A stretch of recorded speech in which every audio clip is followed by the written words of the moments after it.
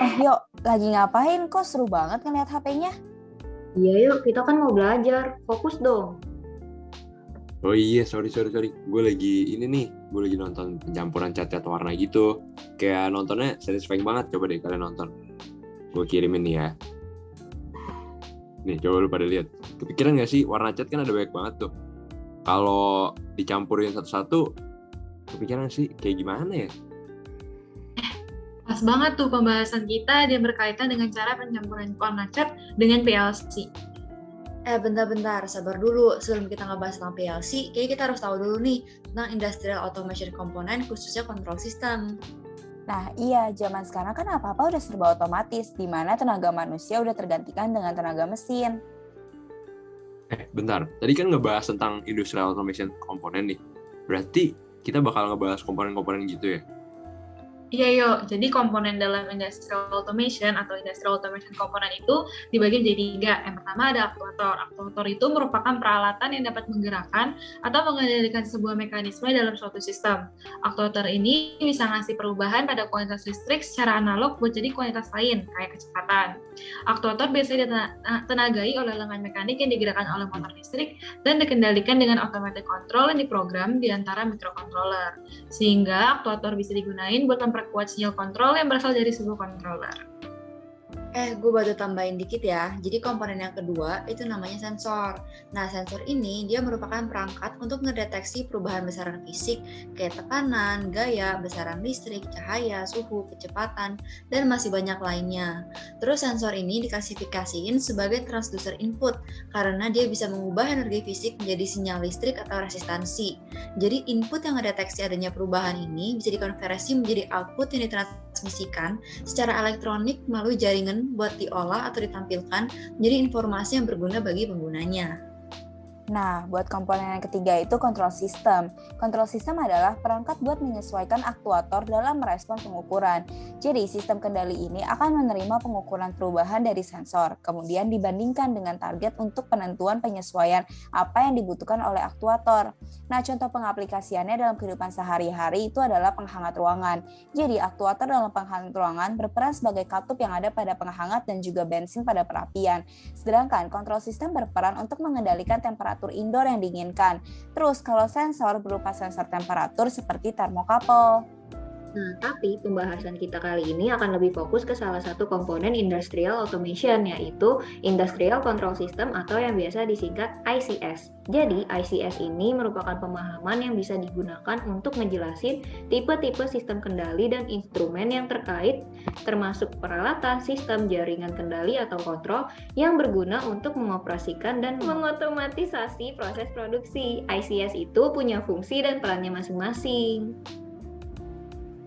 Oh gitu. Jadi kan tadi Pia bilang nih, Industrial Control System itu punya fungsi dan perannya masing-masing ya. Itu maksudnya Industrial Control System beda-beda sesuai dengan industri yang digunakan, bukan sih?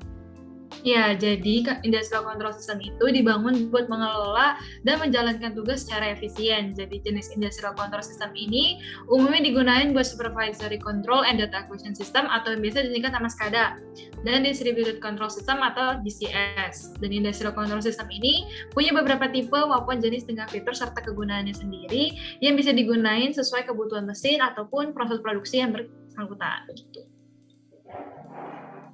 Kalau yang tadi cat itu kan PLC.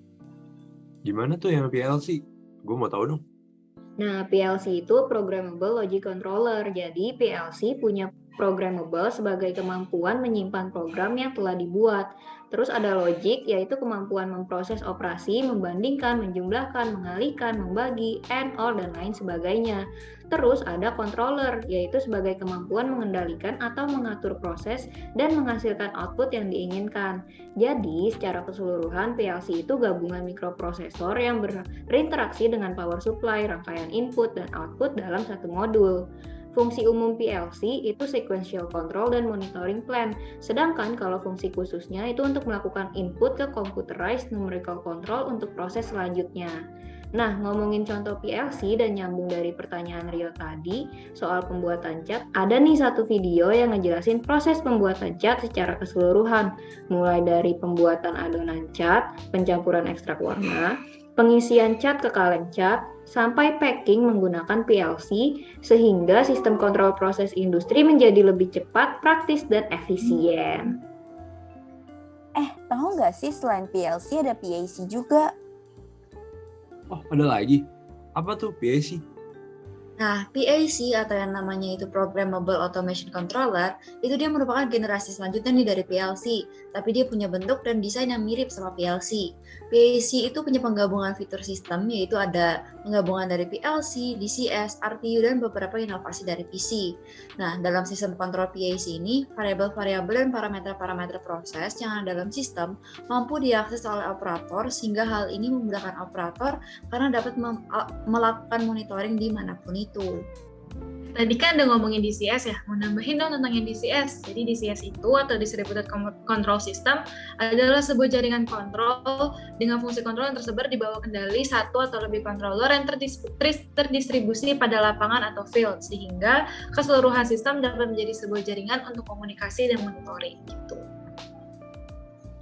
Oh, jadi kan ngomongin soal Industrial Automation Control System, ada yang namanya numerical control sama computerized numerical control juga nggak sih?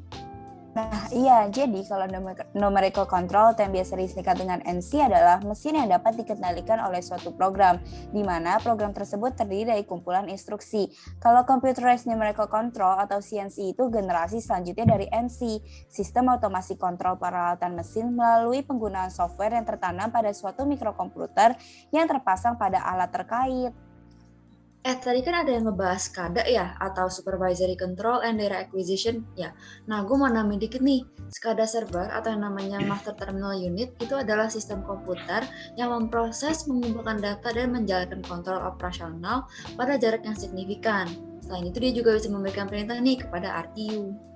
Nah, RTU itu sendiri merupakan Remote Terminal Unit. Jadi, RTU ini Microprocessor Control Field Device yang menerima perintah dan mengirimkan informasi kembali ke Master Terminal Unit atau MTU.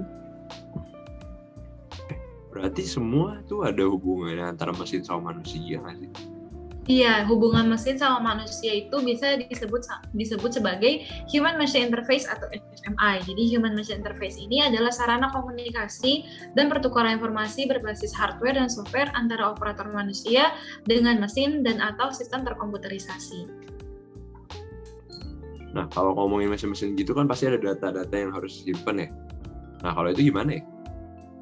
Nah, kalau datanya itu bisa dong disimpan. Jadi, ada tuh yang namanya tuh historian data. Nah, historian data ini, dia merupakan database terpusat untuk mencatat informasi proses dalam Industrial Control System Environment dan mengirimkan informasi tersebut ke bagian yang bersangkutan atau yang membutuhkan.